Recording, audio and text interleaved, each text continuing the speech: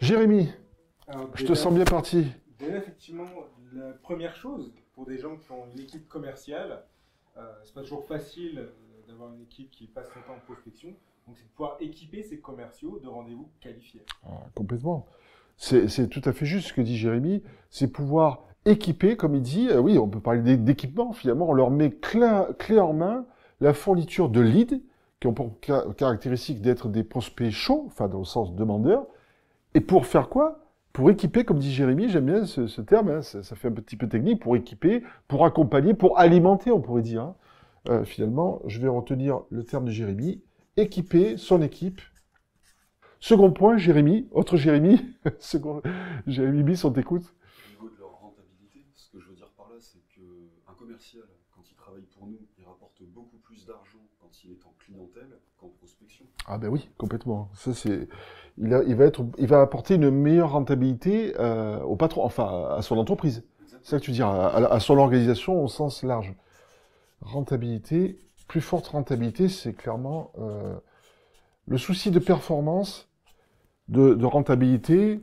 Vous avez vu, c'était le mois dernier, j'avais fait une vidéo sur la marge, le taux de marge, enfin tout ce qui est ROI, etc. Aujourd'hui, de plus en plus, les entrepreneurs sont attentifs et on peut les comprendre. Enfin, on parle bien des sociétés, c'est-à-dire où là, je suis pas indépendant. Donc, en tant qu'indépendant, bon, généralement, pas besoin de faire des calculs trop affinés ou trop pointus.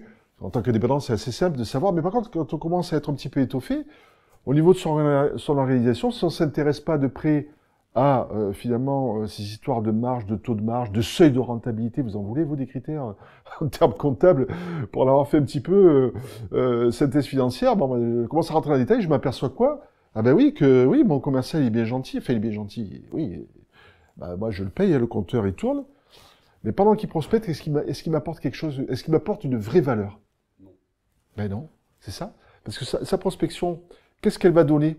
Parce qu'au départ, on est bien d'accord que c'est un prospect froid auquel il va être confronté. Le commercial de nos clients, enfin, quand il va en direct ou quand il fait son phoning là, manuellement, il est confronté à un prospect qu'on qualifie de froid. Or, notre système, il fournit quoi? Un prospect chaud. Un prospect chaud. Qu'est-ce que ça signifie un prospect chaud, Delphine? Qu'il est demandeur, qu'il est en phase d'achat. Qu'est-ce que tu dirais d'autre, Kelly?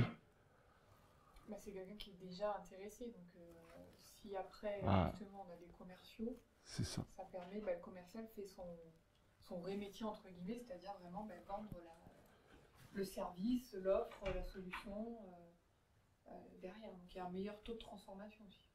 Et puis je remarque que c'est mieux pour le moral de leurs équipes commerciaux, puisque leurs commerciaux ne sont pas confrontés à l'échec de la prospection, ils arrivent en rendez-vous directement frais, sans forcément avoir prospecté avant et avoir subi un bon nombre d'échecs, car comme on le sait, avant d'avoir un prospect chaud, on est souvent confronté à l'échec.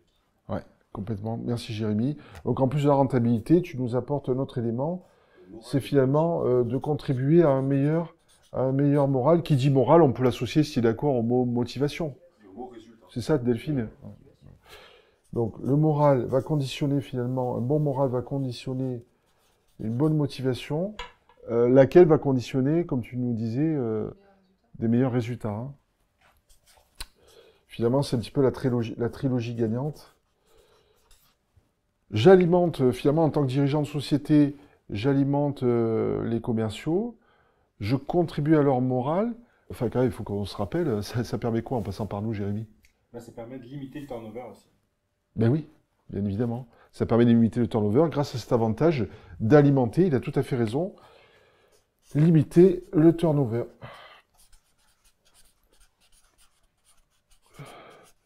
Parce que c'est exactement dans la lignée de ce qu'on vient d'évoquer. Hein, on est en plein dans le sujet.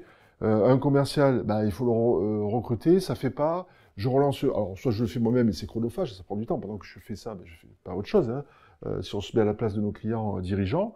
En revanche, grâce à notre solution, il faut quand même se souvenir que, compte tenu qu'il externalise, il n'y a pas de charge dessus. Hein.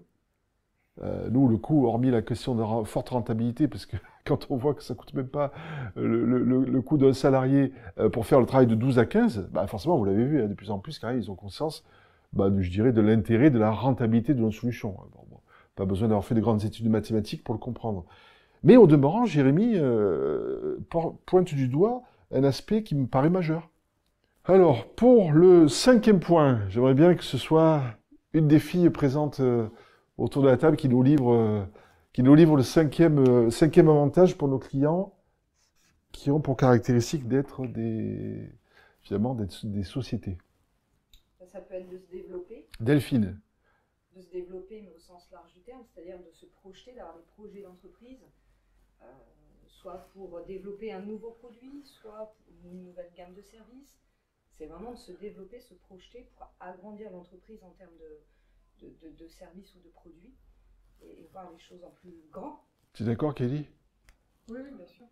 Ben, c'est tout à fait juste ce que tu dis, hein, voire plus grand, parce que finalement, quand on écoute nos clients, souvent on décèle que dans les enjeux, l'autre jour j'étais en ligne avec quelqu'un qui avait pour ambition de créer une seconde agence, voire une troisième.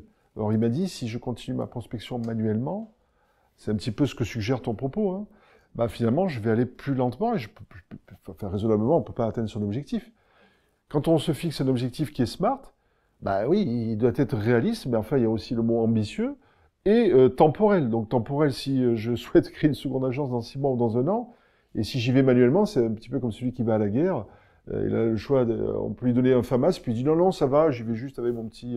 Bon, bah, forcément, il ne va pas être aussi efficace que l'autre en face qui a le FAMAS. Donc, il faut faire attention à les outils avec lesquels on part. Donc, notre système, oui, est là pour contribuer, je vais le noter, au développement. Merci Delphine. Au développement, exactement. Merci pour vos interventions qui nous ont permis de récapituler, après avoir vu la semaine d'avant la relation gagnant-gagnant, toute son importance, de revoir les avantages de la solution Lean pour les indépendants et d'autre part pour les sociétés avec des éléments assez similaires, que ce soit dans l'accompagnement, le développement et que ce soit aussi singulier, puisque limiter le turnover, bah, évidemment, hein, c'est pour nos clients sociétés, là où pour l'indépendant, ça va être de pouvoir se concentrer plus sur des tâches à plus forte valeur ajoutée, de générer plus de contacts, d'éviter de prospecter manuellement. Donc on le voit, il y a des éléments de synergie tout en ayant, finalement, d'un côté comme de l'autre, des éléments assez singuliers. N'est-ce pas ?